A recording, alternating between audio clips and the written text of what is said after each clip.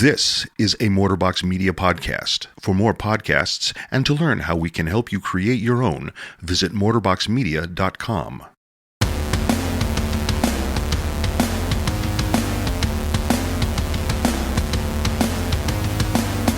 Welcome to Women AF. I'm excited that you're here. I am Nicole, and I got with me my co-host, No, I'm Nicole. I got with me my co-host, Carrie. Hi. Hi, both of you Nicoles. And Danny. Wow. Right out the gate. Here we go. Just right out there. I mean, why not? I'm just so excited about life. Oh, boy. How are you guys doing? What's been going on with you? Talk to me. Carrie was laughing so hard she just dropped her microphone. Again. God dang. 2 weeks in a row. Yes. Oh, that's fun. Well, God dang it. Hopefully Adam edits this awkwardness. You go, Carrie. Go. Well, I kind of thought of you guys just as like fellow moms this week because I was having one of those conversations with my son where I suddenly realized I think I'm doing this wrong and screwing him up. Do you ever have those conversations with your kids that like have nuance to them, but they're kids, so they don't really get nuance? And then you can't, like, there's black and white and then all this gray, and you can't explain all that to them.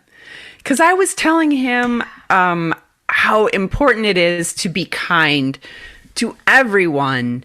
And I was really, like, stressing this. And it's not because he wasn't being kind or anything like that. But it's just, you know, sometimes as a mom, you, like, get off on this, like, lesson time. Yeah.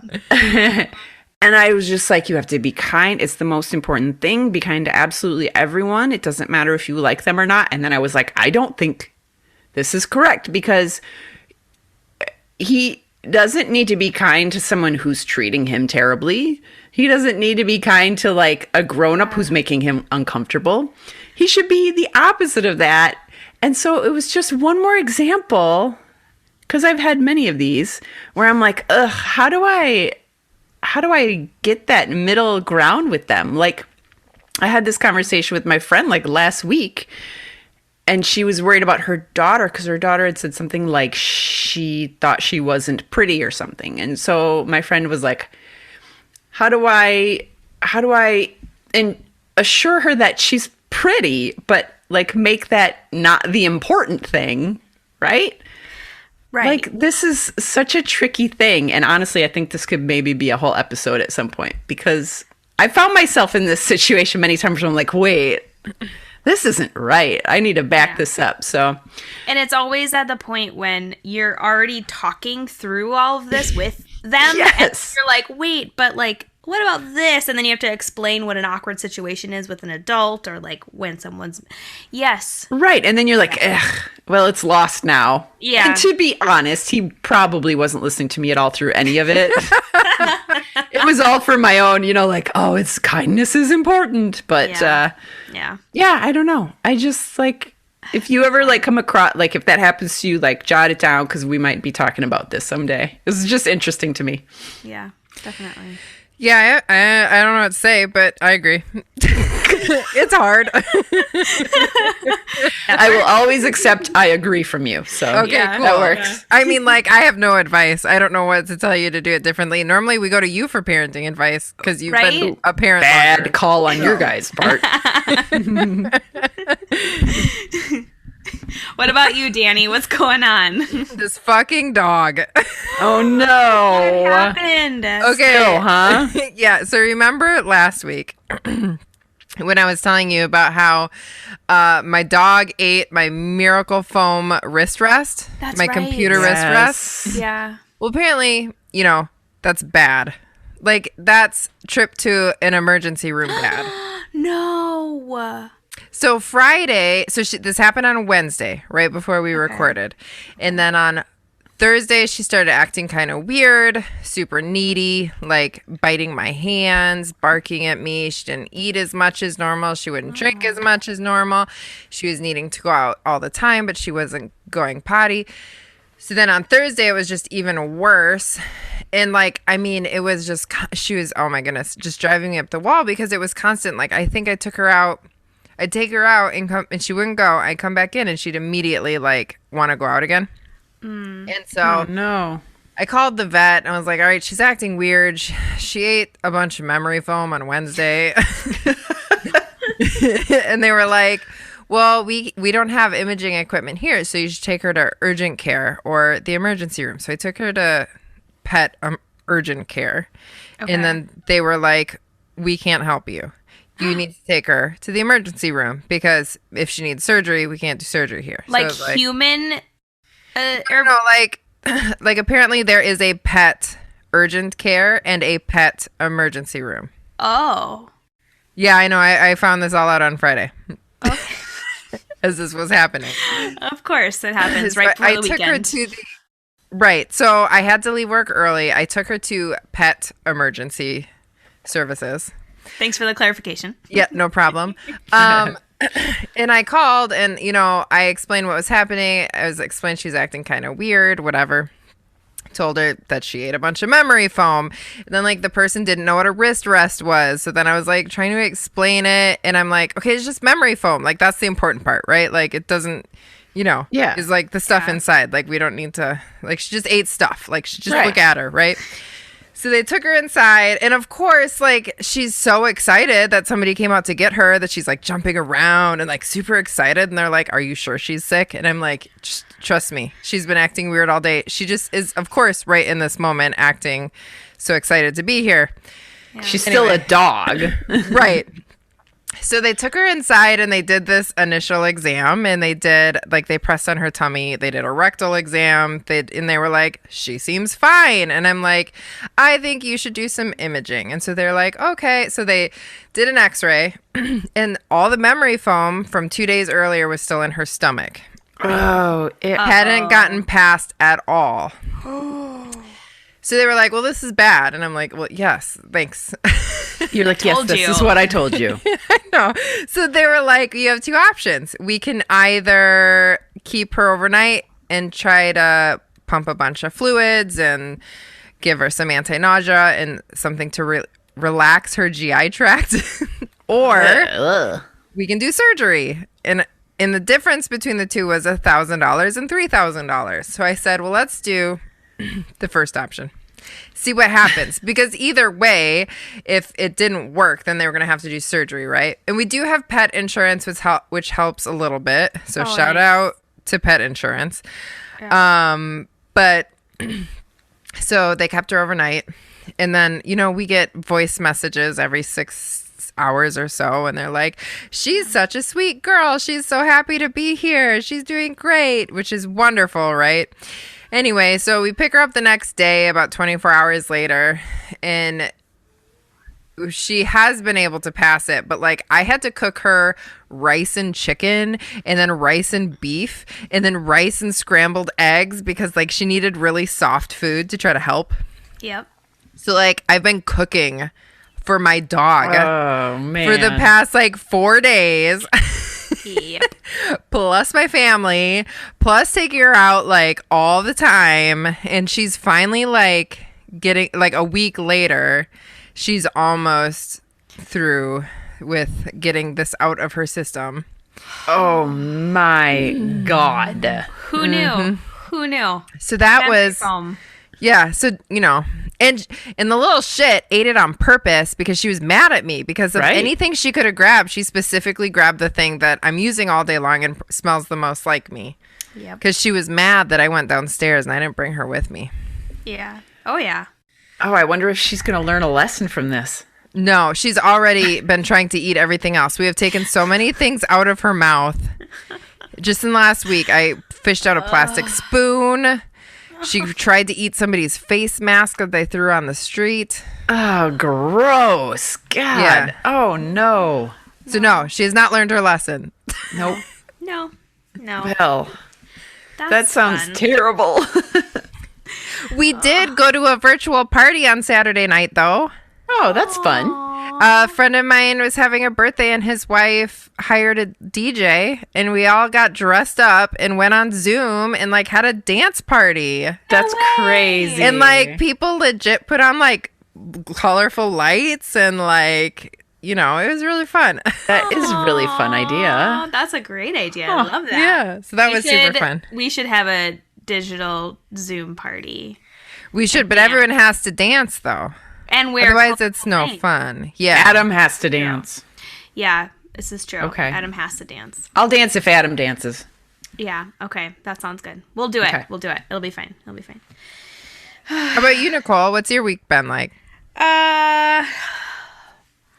It is draining. I think maybe I didn't tell you guys. So I've been potty training my youngest.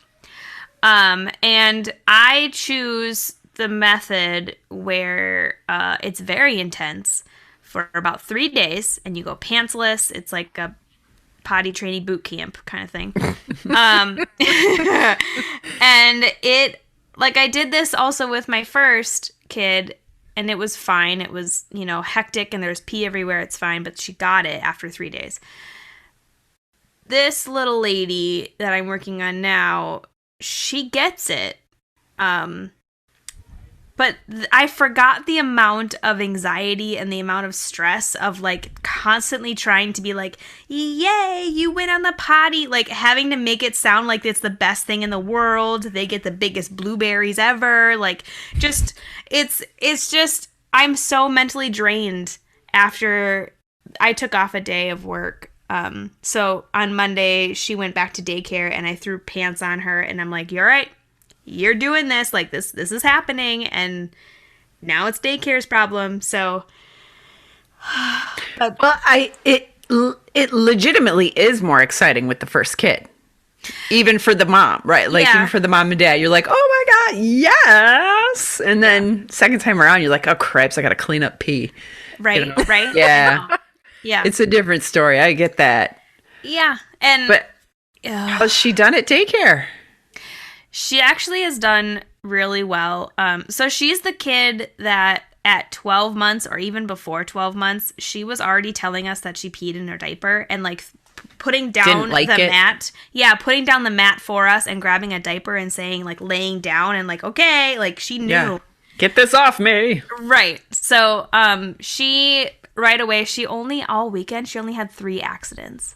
And That's now, pretty good. yeah. And then at daycare, she had a couple, but that's hard because it's at daycare and she just had pants on for the first time. But Yeah, slowly but surely, you're doing it. You're there. You're almost there.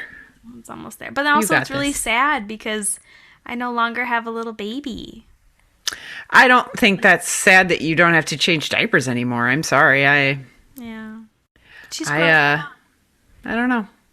I think that's fantastic and a reason to celebrate. I'm looking forward to no diapers. Heck yeah. Yeah, that's nice.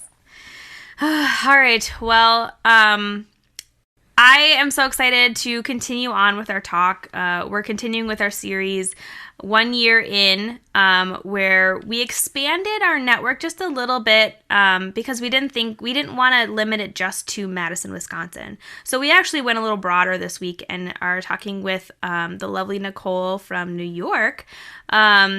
And a little bit about Nicole is Nicole Benedicto Elden is the surviving graduate student who obtained her doctorate in clinical psychology in 2007.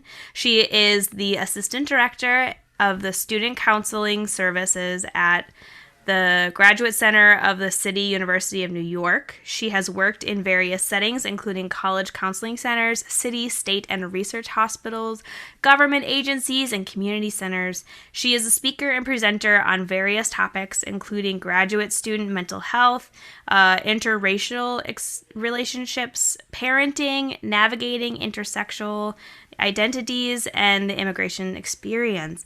In fact, she is a proud first-generation Filipina American who immigrated to the U.S. as a teenager and is the first in her family to obtain a doctoral degree. Nicole has a book coming out in August 2021 titled Thriving in Graduate School, The Expert's Guide to Success and Wellness. I am so excited to share this interview with you guys, and I look forward to the great conversations we're going to have.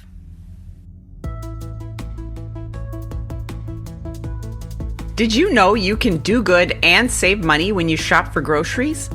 That's why I was so excited to sign up for Thrive Market. They have a one-to-one giving program, meaning for every person that signs up for a membership, they give a membership to a low-income family, student, teacher, veteran, or first responder.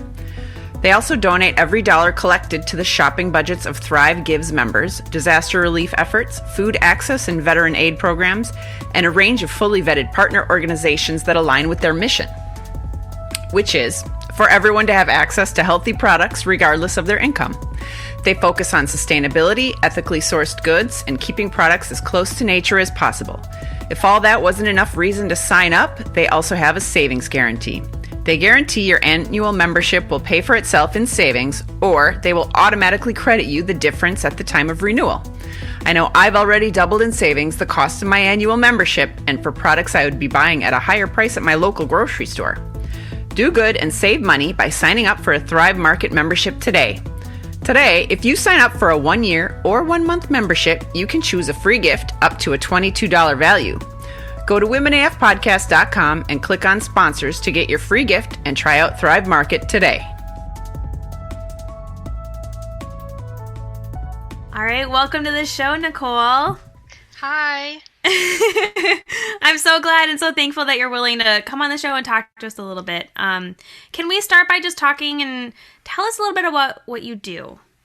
Sure. So I'm a clinical psychologist, and I am also the assistant director of the student counseling service at the CUNY Graduate Center. And CUNY is City University of New York, so I'm in New York. And what I do there is basically I head up a counseling center mostly for graduate students. So these are master's level students and doctoral level students. And honestly, they're just like the best people to work for and work with. And I just feel very, very privileged and like so happy to be in that job. Oh, that's awesome. Yeah. And when you say you're working with them, are you physically like talking with them, kind of working through their problems, or what does that entail working with them? Yeah, so our counseling center is really unique because in a lot of universities, they have undergrads and they have graduate students at the same time. And then they have a counseling center in the university that focuses on both populations. We only do the graduate center, the graduate student population. And we do individual counseling with them. We do group therapy with them. We do a lot of different kinds of workshops that are targeted to the graduate student experience. We also have a lot of speaking engagements and presentations that we do for the different programs.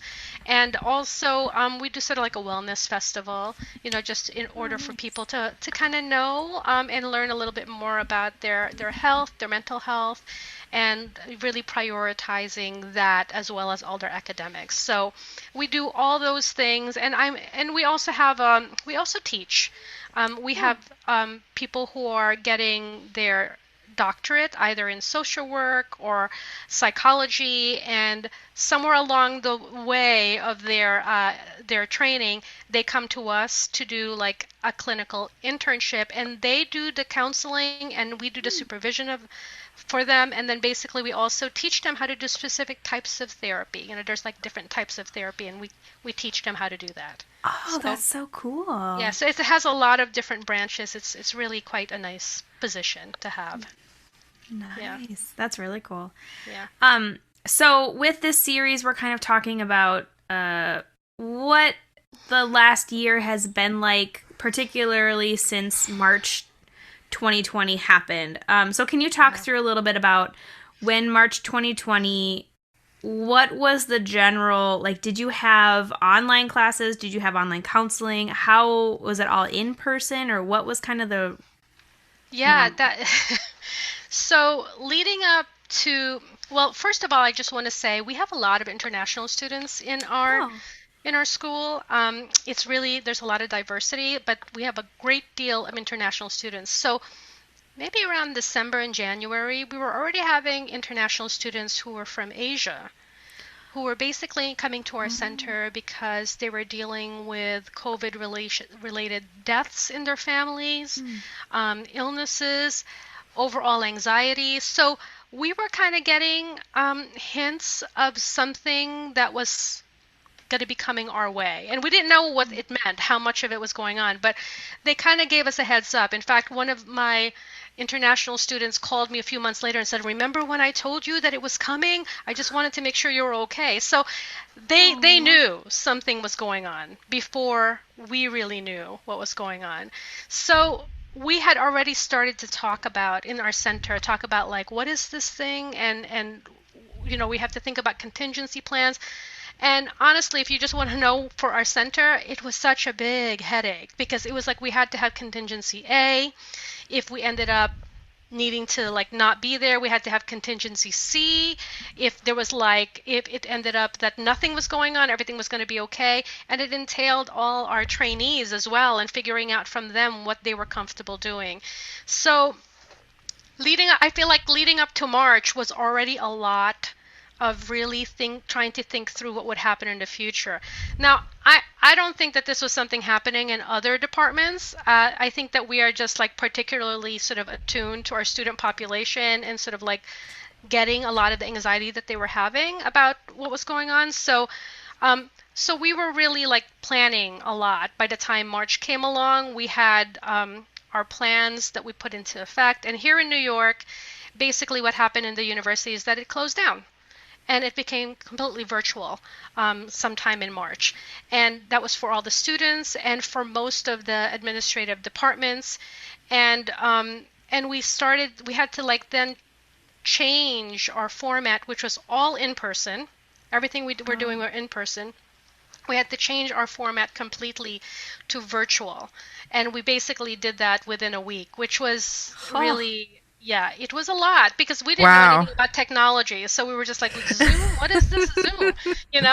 And so it was really, really a lot of work. And we had also, this is probably not that important for the people, that are listening, but it's like we had licensing issues about whether we were able to do in-person therapy or like a virtual therapy and whether we could supervise our counselors to do it.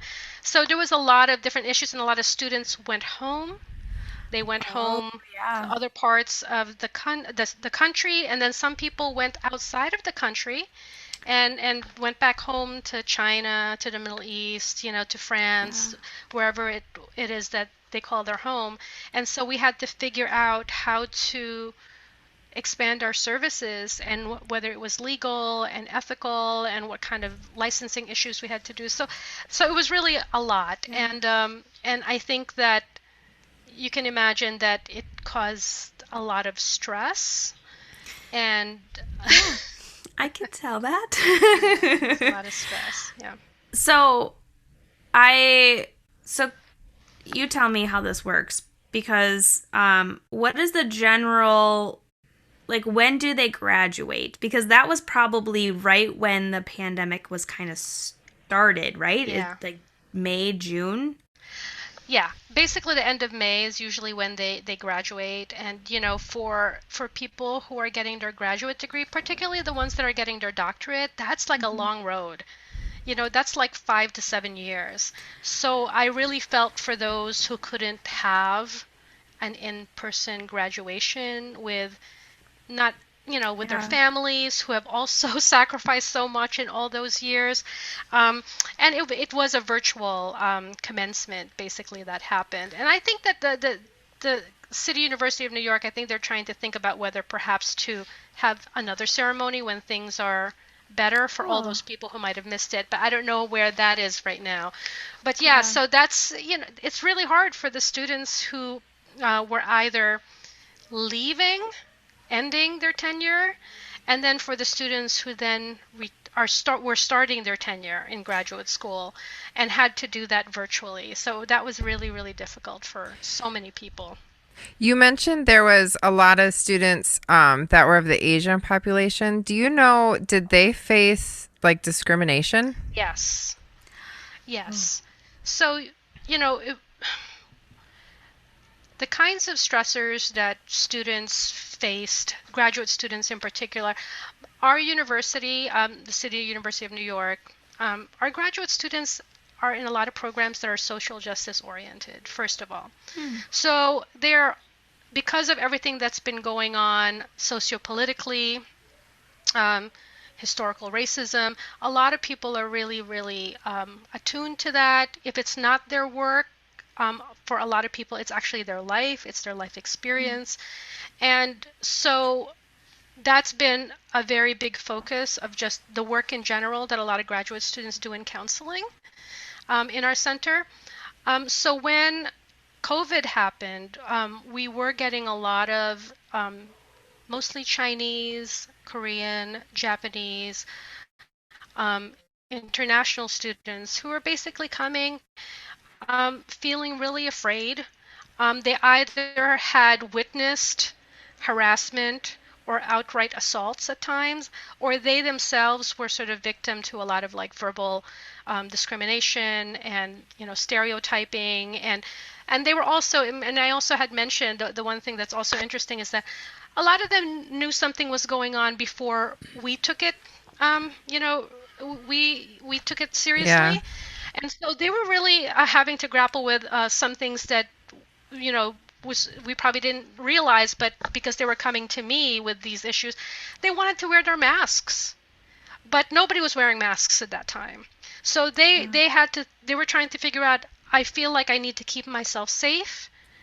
I want to wear my mask, but then if I'm wearing my mask and then I'm also Asian, then they're thinking, oh, she must have that thing that they had. And, so they were really like grappling with a lot of things, the discrimination, but there's also the fear of like wearing masks and being the target of discrimination as a result of that. So, yeah. Wow, yeah, I didn't even think about that. That's true. Yeah. Oh, man. So that was kind of right at the beginning of the pandemic. How did it morph into the summertime and then going into, school coming back up and being in session again? How did you guys broach that subject? So, I think that the one thing you have to know, like about graduate students, is that there's a big diversity of graduate students in our program, in our center. But the one thing that most of them have in common is that they're really resilient. They're very goal directed. They're really go-getters. So, I don't want to generalize, but I feel like the initial reaction that many of them had is sort of like to just go into sort of like, what do I need to do? How do I get my things done? And really like focused a bit just on that, which is very typical when crisis happens, is that you kind of like have to think about like what's the next steps, So a lot of them sort of went through this period of sort of like getting busy with trying to figure out how to get their academics together, their jobs, their housing, all these different things. Do I need to go home? Do I need to stay here? So a lot of them focused a lot on that. Of course, they also still had the anxiety that all of us have, because, we're all going through it together. So we all had like the anxiety of like, am I going to get sick? What about my family? What about my parents? So there were like all those different issues as well. And then specific issues like the anti-Asian discrimination that happened and, for international student visa issues if they were going to leave. But I think that after that happens, it's like you kind of get settled to wherever you are. Then you have to deal with the real life of what's actually happening, that they're basically going to school virtually. And some of them are going to school virtually from China, which means that they're taking classes at 2 o'clock in the morning, because it's 12-hour difference. So really having to, I think, grapple with that around the fall when they restarted again. And some of them were actually working in the summer, so maybe they were doing that in the summertime. I think that was a difficult thing, particularly for students who were starting their graduate school journey. I think it was really hard because the first year is when you get to know your cohort, your professors, where you start to network, where you start to sort of build a home in your university. And especially for graduate students, because oftentimes the cohort is like smaller numbers. It's not like undergrad where there's like, thousands of you.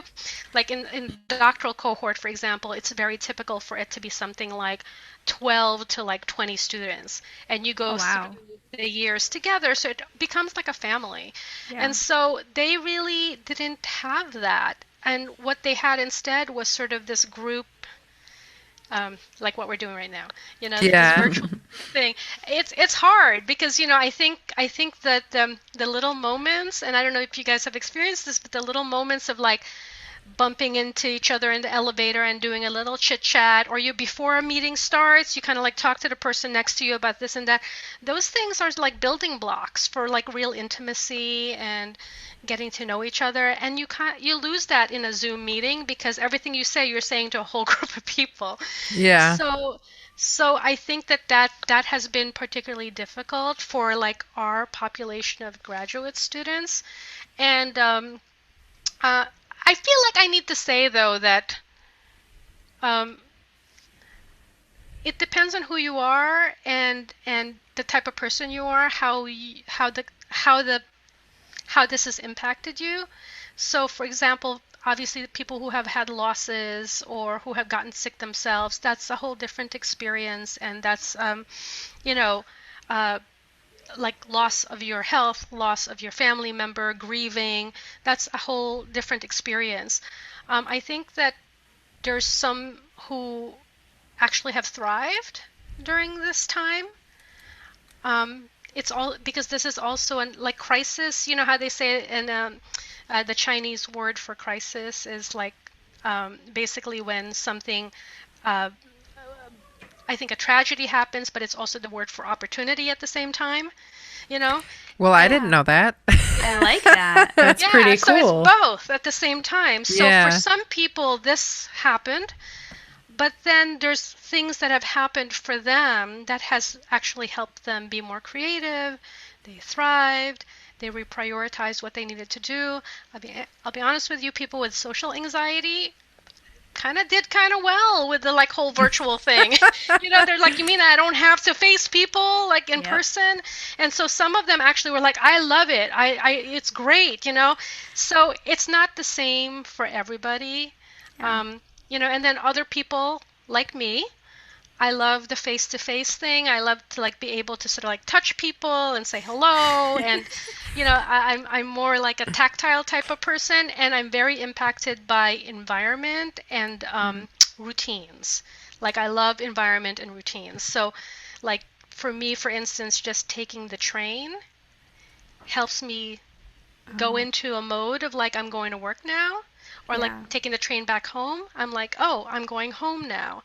Being in my office helps me turn off my mom mode, my partner mode, and now I'm in like work mode.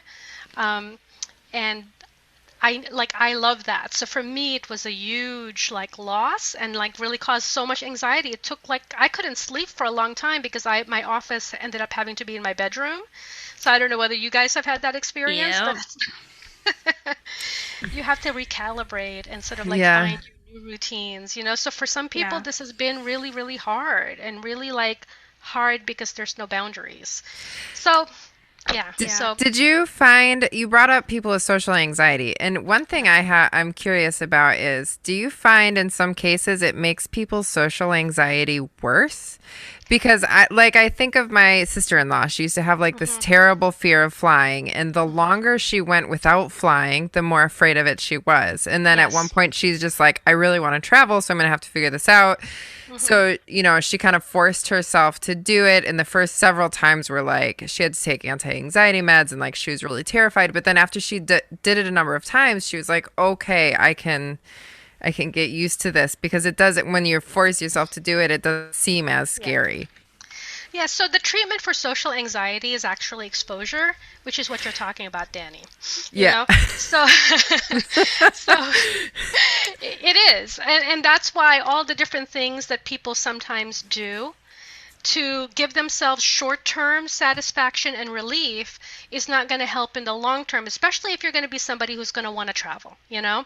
So this is what I say. So for some people with social anxiety, this is a relief.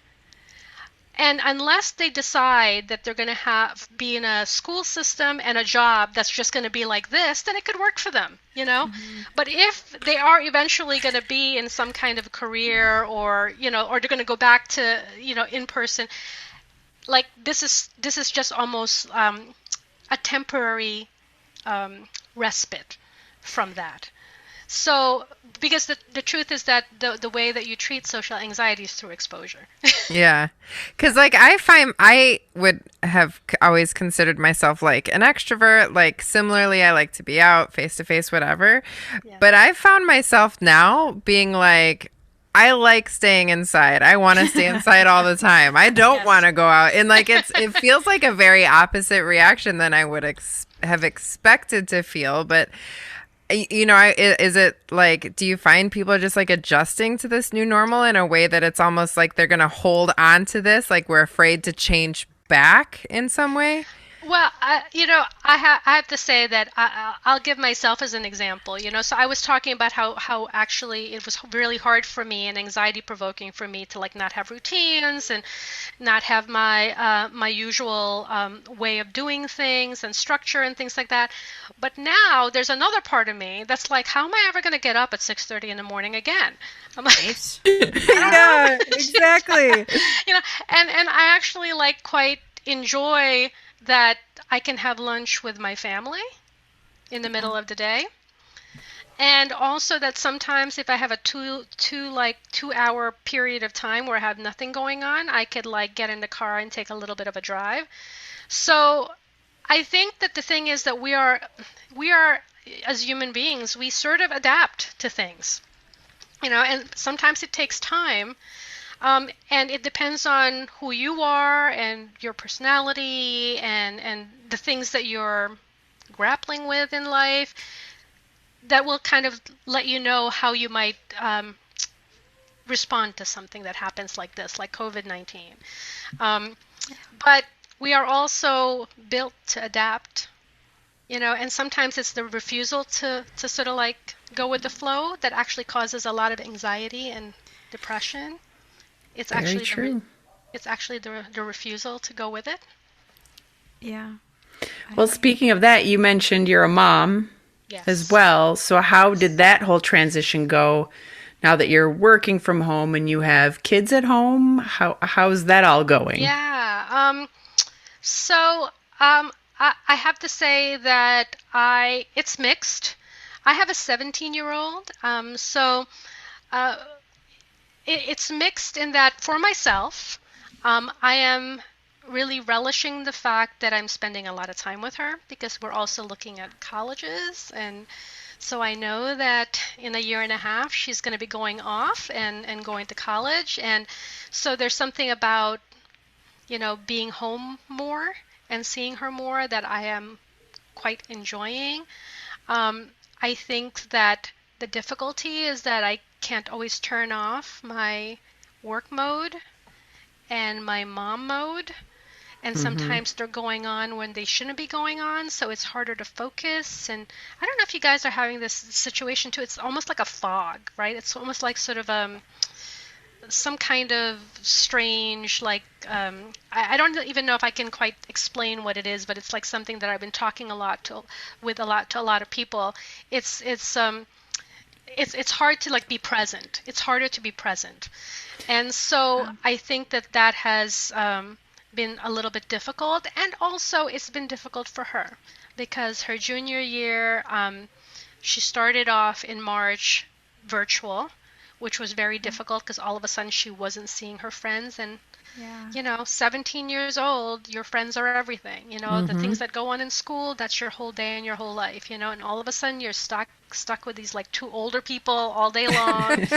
Wow. You know, and so she's had her ups and downs about it as well. I think that the thing is that I think that one of the things that I am thinking about is the idea of being okay with how people are responding to what's going on moment to moment, and also conveying to her that it's okay how she responds moment to moment. So there are days where it's just like, I hate this, this is horrible, and there has to be crying and all that. And then there are days where she's just like, I like this, let's do this, let's do that, you know? And sort of, can we just be able to talk to each other and share with each other our experiences? And the truth is that oftentimes when she tells me something, I, in my adult world, can relate to it. So I'll usually say to her, I felt like that yesterday too, you know? I think that sometimes, like, one of the things I run, one of the groups that we have in my graduate school is basically a graduate student parent group. That I've been running for 10 years. So these are graduate students who are also parents.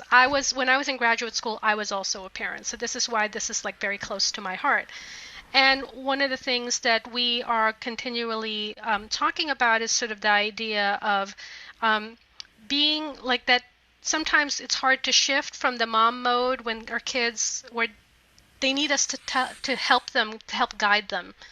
But then as they get older, you kind of want to pull back a little bit. And what you also realize there is that sometimes they guide you, you know? Like they'll let you know if it's safe enough for them to talk to you and to share with you what's going on. They'll kind of let you know what they need. And sometimes I say to my daughter, you can even say, I don't even know what I need right now, you know, but I know it's not that, what you just did, you know, so that's all right, because we all learn, we're all going to learn together, you know, and I think that's, you know, so I would just say that it's day to day. It's day to day for me. It's day to day for her. Sometimes it's moment to moment, like I'll be fine one moment, and the next thing you know, I'm realizing I'm irritated at the whole world. I blame it on COVID too. I'm like, it's COVID. Yep, I get that. Yeah. I get that. I don't know if that answered your question. Absolutely. Yeah. Yeah, I think so. So I also hear that you wrote a book, like in between trying to be flexible with your job, trying to be flexible with your kid, just one kid, yeah, just one kid. Okay, with your kid, like you also wrote a book. How did you do that?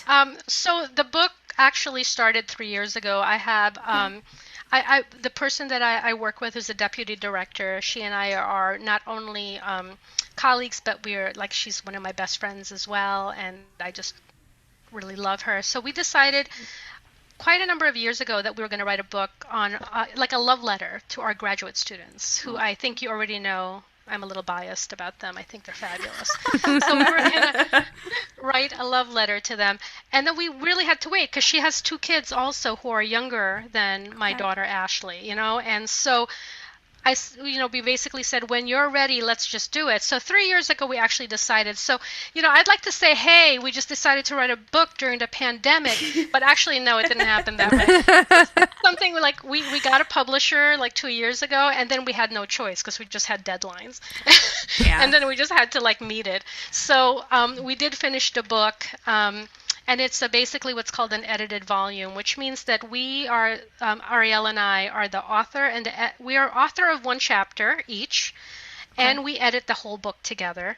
And then the other chapters are basically on all kinds of issues that graduate students deal with, from international students to like trans graduate students, LGBTQ graduate students, to experiencing racial microaggressions in graduate school, thinking about your intersectional identities in graduate school, and that comes out a lot because most of the time graduate students are a little bit older when they get to graduate school, like late 20s, 30s, like that.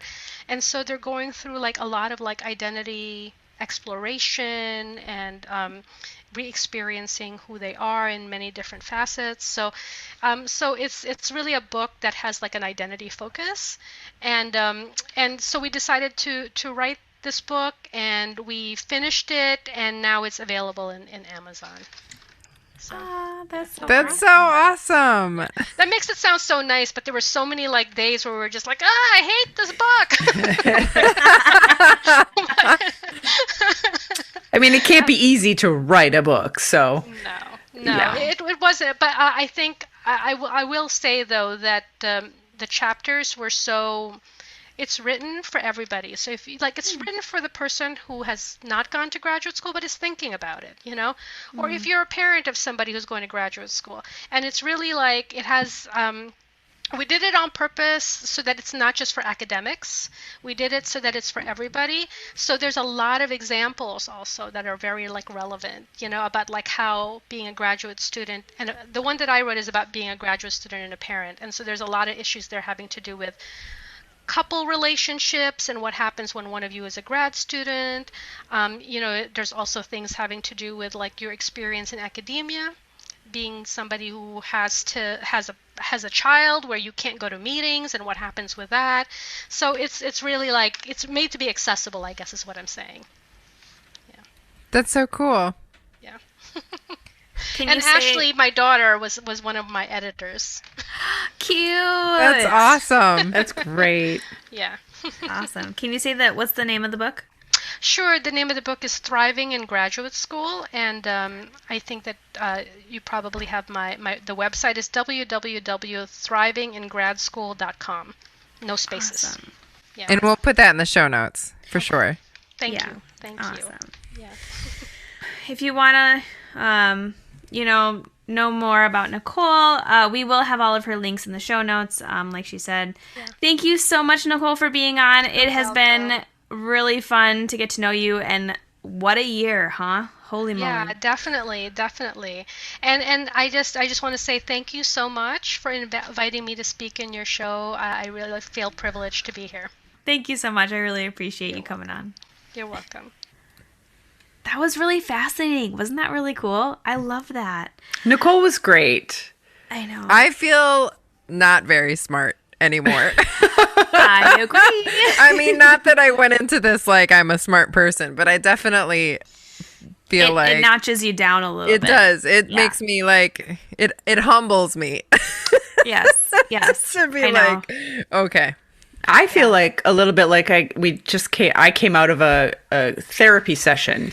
Yes. Like she was so kind of, what you're feeling is okay. And, Yes. it's okay to not know what's going on. And I'm like, oh, thank you. I needed that. I mean, in like a therapy session, I felt like she knew what I was feeling before I even voiced it. Yes. Because like I was like vibing Yes. with the advice she was giving. Yeah. Like, okay, I definitely needed to hear that this week. This week was a struggle. This Yeah. week was a moment by moment week, right? Yes. Yes. Every week is for 100%. me, honestly. So yeah, For a year. she was great. I know. All right. Well, wait. What were you gonna say? Oh, I was just going to say in terms of this moment by moment week, I mean, I really did spend most of Monday just like screaming into the air. I mean, it At- happens. People. We all have those days. It's And Nicole said that that's okay. So So it's not, okay. not me. Yeah. Not me. Not you, Nicole, the other The other Nicole. That's legit.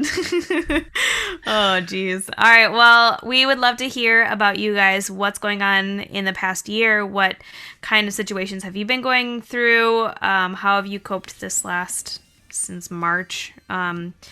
If you want to give us a shout, let us know. You can reach us at womenafpodcast@gmail.com.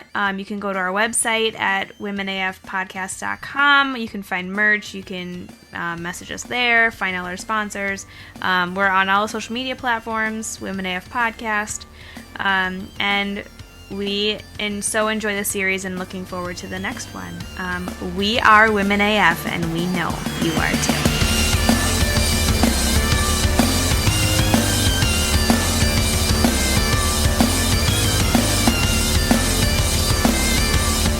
Women AF is produced by Mortarbox Media and engineered by Adam Rostad. Intro and outro music is SQZ by Shane Ivers. Check him out at silvermansound.com. And don't forget to subscribe and leave a review.